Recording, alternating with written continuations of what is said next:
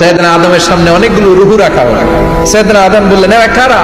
আল্লাহ বললেন, এরা হচ্ছে নাসালুক, তোমার বংশধর, পৃথিবীতে তোমার পরে এরা পৃথিবীতে আসবে। সাইয়েদনা আদম বললেন, আল্লাহ ওই যে একটা রূহ দেখা যায়, এটার নাম কি?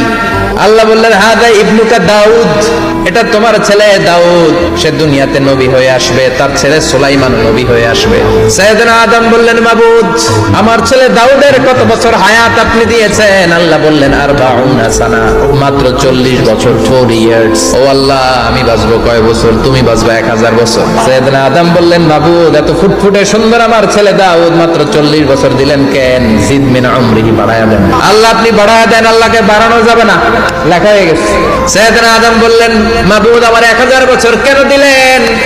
আমার এই সুন্দর ফুটফুটে ছেলেটারে মাত্র শুধুমাত্র 40 বছর কেন দিলেন? ও মাবুদ, আমার 1000 বছরের দরকার নাই, আমার 1000 বছর থেকে 60 বছর আমি আমার ছেলেরে দিয়ে দিলাম।